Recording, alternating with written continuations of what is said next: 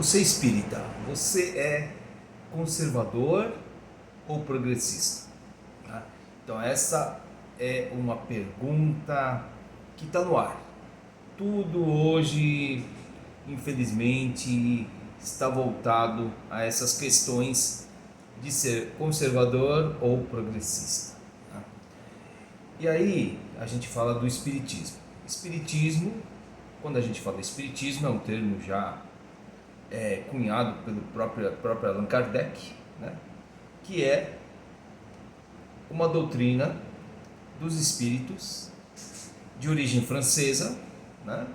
Que Allan Kardec e os espíritos puseram esse nome, né? Para se diferenciar do nome espiritualismo. Tá? Então, quando se fala espiritismo, já se convenciona falar que é o kardecismo, né? E que não é, dizem, né, dentro da doutrina, que falar que espiritismo kardecista seria assim uma redundância, né? Que o kardecismo já é o espiritismo cristão, né? Então, fundadas em bases das leis cristãs, né? Então, quer dizer, do Evangelho, né? Então, a doutrina de Jesus tem o estudo que é filosófico e outro científico, certo? Então se considera científico. Tá? Então você tem o livro dos médiuns e o livro dos espíritos, tá? Que cada um contém a filosofia e a parte científica, né? Então, mas aí tudo bem, não vamos falar sobre essa questão, mas sim sobre a questão do espiritismo, o posicionamento da doutrina. Né? Bom, eu sou um aficionado pela obra Nosso Lar, de André Luiz, do Chico Xavier, né, o médium, e o espírito André Luiz. E desde que eu tive os primeiros contatos com o espiritismo, eu tive assim a felicidade de ler como as primeiras obras Nosso Lar. O primeiro foi Paulo Estevam, né, que me deixou bastante assim pensativo nessa, principalmente aquela questão de Saulo, né, antes de ser Paulo, tivesse cometido algumas vamos dizer assim, né, algumas atrocidades, mas dentro da lei judaica que ele professava, que ele tinha a crença, né, então ele era um seguidor ortodoxo, né, conservador do judaísmo da época, né, então ele perseguiu os cristãos, tal e tudo mais, até se tornar Paulo de Tarso, né, quando ele vê Jesus na entrada de Damasco. Bom, e aí Nosso Lar foi a segunda obra que eu tive contato.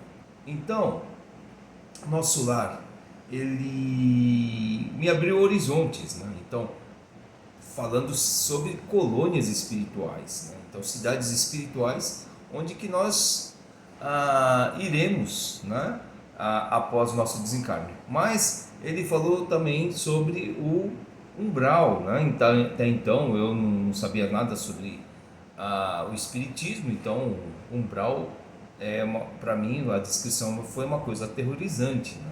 Então, de seres monstruosos, de um lugar escuro, de um lugar com escassez de água, de comida, né? De pessoas te perseguindo, principalmente, ainda mais ele que desencarnou de uma forma considerado suicida, né? Não um suicídio direto, mas um suicídio indireto por ter abusado de vários fatores, vamos dizer, que são descritos no decorrer da obra Nosso Lar. Então, aquilo me deixou bastante assim pensativo, assustado, e foi um grande alerta para mim, foi um divisor de águas, né? Então, Nosso Lar até hoje eu tive o primeiro contato real de uma casa espírita há mais ou menos 30 anos atrás, né? Tem a idade mais ou menos cronológica do meu filho, né? Meu filho estava para nascer e hoje ele está com 29 anos, mas quase já fazendo 30 anos. Então são 30 anos de contato que eu tenho com uma casa espírita. E nessa casa nós fomos, eu entrei como voluntário primeiro nas obras assistenciais. Eu entrei como dentista, né? Eu era um recém-formado ainda, praticamente. Só tinha 2 anos ou 3 de formado e fui para essa casa espírita sem saber que era espírita, né? Mas eu fui assim voluntário para trabalhar como dentista, porque era uma promessa que eu tinha feito enquanto aluno, né? Nas fases de dificuldade, naquelas fases que você faz muitas promessas, né? E eu fiz essas promessas, uma promessa que era trabalhar para pessoas carentes, quando eu também estivesse formado, se eu conseguisse me formar naquela época, né? E graças a Deus, né? Como sou espírita hoje, eu falo em Deus, eu falo em Jesus abertamente, né? Graças a Deus, a Jesus e aos bons espíritos, eu consegui me formar, né? E depois de 2 anos ou 3, acho que são 2 anos, foram 2 anos, eu tive contato com uma casa, né, que não sabia que era espírita e fui trabalhar lá em Diadema, na cidade de Diadema, né? Eu sou de São Paulo, sou da cidade de São Paulo, sou um paulistano, e Diadema, para quem não conhece, é um município do estado de São Paulo, né? É uma cidade vizinha à cidade de São Paulo. E eu tive os meus primeiros contatos com os pacientes, mas não com o espiritismo. Depois de algum tempo, tal, nós fomos convidados à casa, né? A casa espírita propriamente dita, e começamos a frequentar as reuniões e fomos convidados aos estudos também. O espiritismo, o estudo é fundamental. Para entender o espiritismo precisa estudar realmente.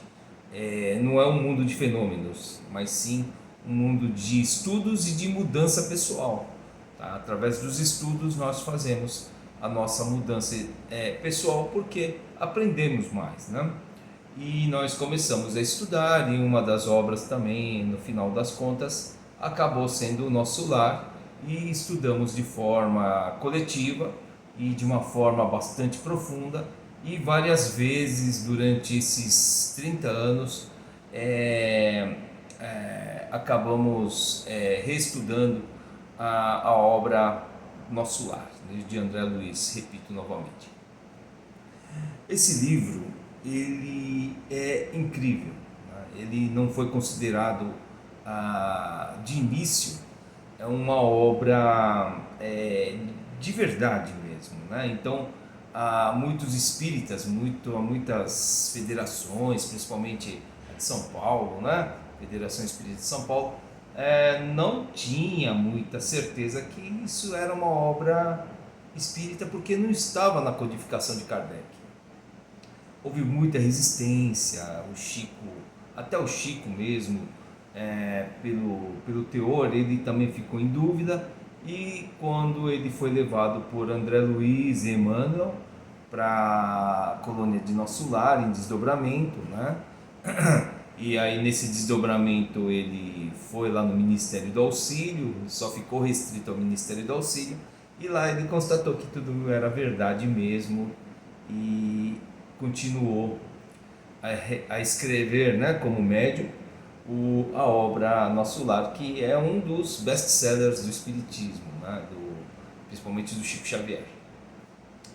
Bom, a descrição de Nosso Lar, para você que é um conservador, né, que fala assim sobre, né, ainda mais aqueles que misturam política com religião, né, que não deveria, né, dentro de uma religião, não deveria entrar política, né, somente a nossa fé doutrinária, né, que seria Jesus, né, o cristianismo, né, e as regras máximas de de Jesus, que é amar o próximo como a ti mesmo.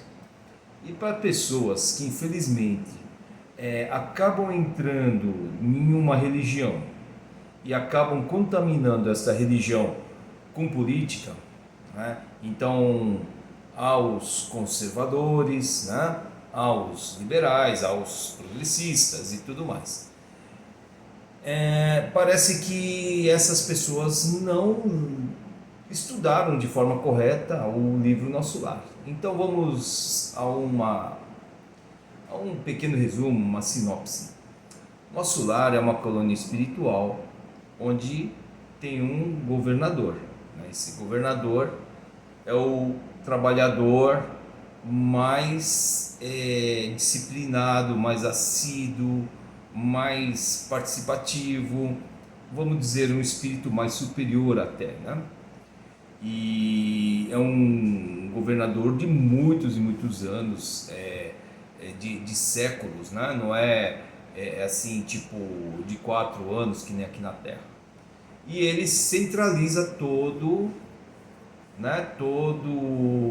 a organização, né, da colônia nas mãos de ministérios, né? Então são 6 ministérios, sendo que 3 ministérios estão mais ligados à espiritualidade superior e 3 ministérios que são ligados à parte mais terrena, mais dos reencarnados. Então, explicando dessa forma. Então, o que há dentro de Nosso Lar, né? Então lá há ministérios que fazem auxílio aos desencarnados da colônia também, né? Então alimentação, vestimenta, né? A água, né? Toda a parte das moradias, né? As moradas, né? As casas, enfim, são como também a nossa cidades aqui da Terra. Só que tudo isso está centralizado ao governo e aos ministérios, né? Então, a comida, bebida, né? Água, né? Vestimentas, transporte, tudo isso ele é centralizado pelo governador e pelo ministério. Bom, existe trabalho? Sim, existe trabalho e é obrigatório, quer dizer, é um dever, não é obrigação, é um dever, né? Então há também os que não gostam de trabalhar, que é descrito no livro Nosso Lar, que são pessoas que não se encaixam, né, dentro do perfil. Olha aqui, Nosso Lar, ele é assim, a população de Nosso Lar são espíritos melhorados, não são espíritos muito assim inferiores, não.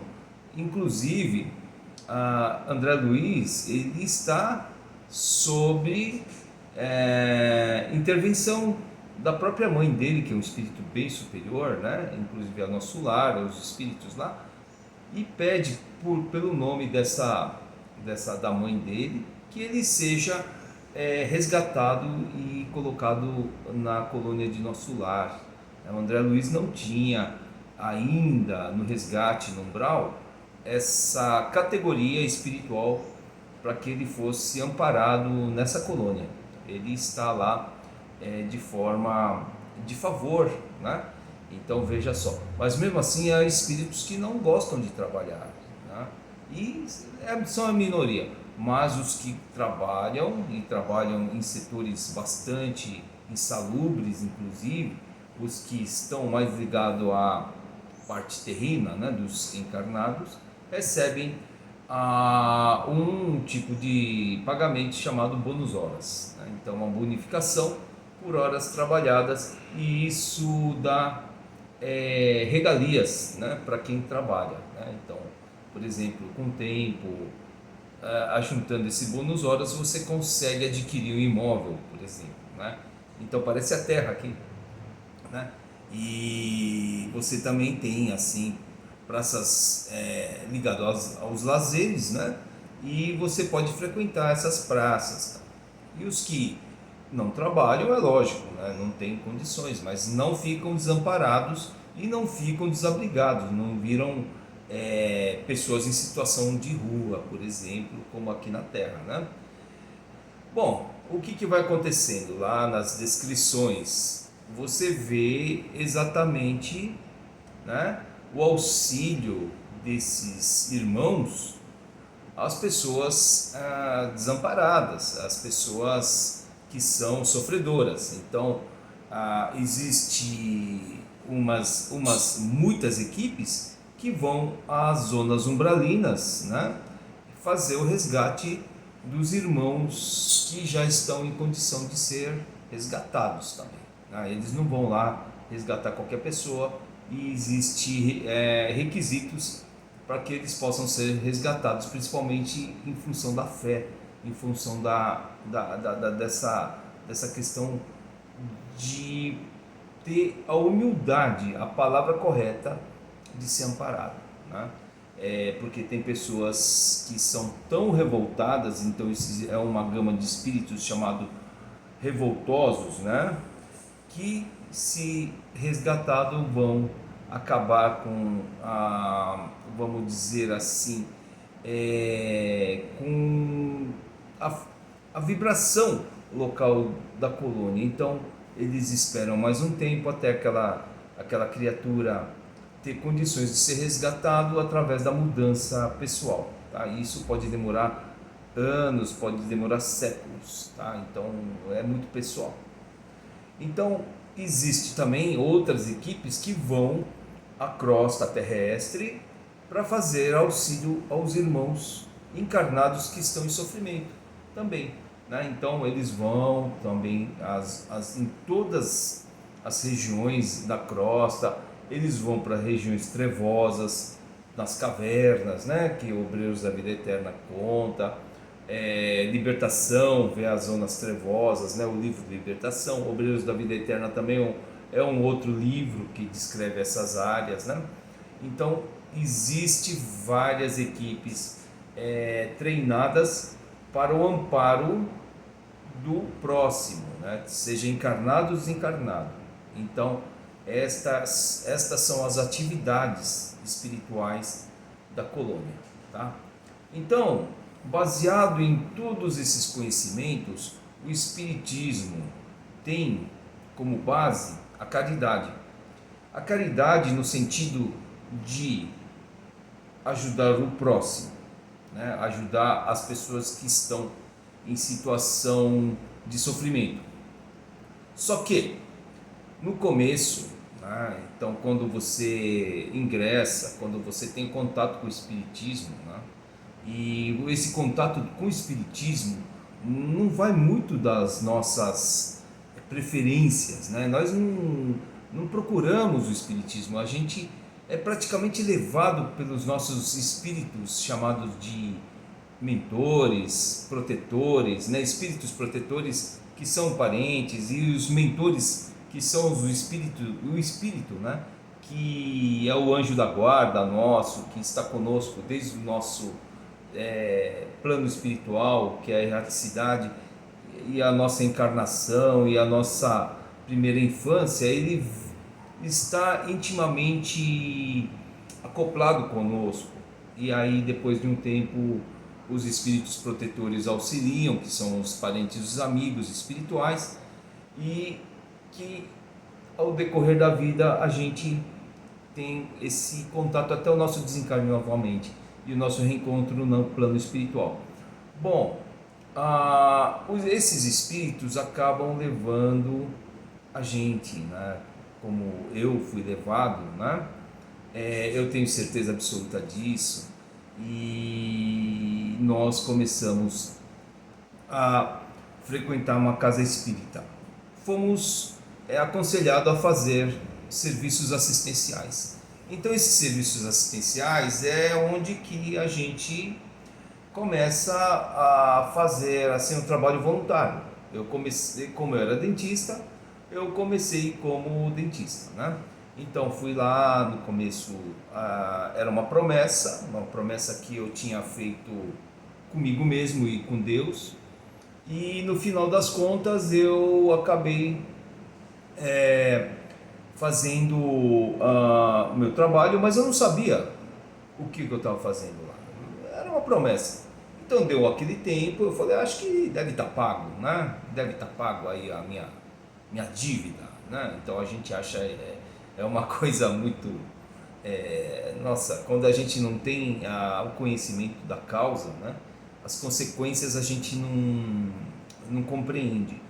E aí acabei ficando assim desinteressado e por um tempo eu abandonei a casa e nesse espaço eu senti uma profunda tristeza, uma melancolia muito grande, um vazio grande e eu voltei a casa novamente e era realmente o que eu precisava, que os espíritos estavam falando, é essa casa que você precisa ficar. E aí nós ficamos lá. Nós, quando eu falo, somos a minha pessoa e os espíritos que me levaram lá, né? Então eu falo muito em terceira pessoa, em terceira pessoa então é nós, eles, né? E não falo em eu, né? Vou falar eu, né? Não, somos muito influenciados pelos espíritos. Bom, então o que a gente vê? Que lá a caridade, o trabalho assistencial faz parte da sua mudança pessoal, mas não é que seja obrigatório, mas é uma mudança para que os espíritos, que são nossos inimigos, que a gente chama erradamente de obsessores, mas são espíritos ainda que vivem ainda revoltados conosco, sinta que você está mudando, tá? Essa quebra de sintonia faz com que se separe essa questão entre obsidiado e o obsessor, né? E isso é muito importante no espiritismo, tá? E todos nós temos nossos obsessores, viu? A gente não foi coisas boas no passado, não, por isso que a gente está reencarnado na Terra novamente, tá? Então veja,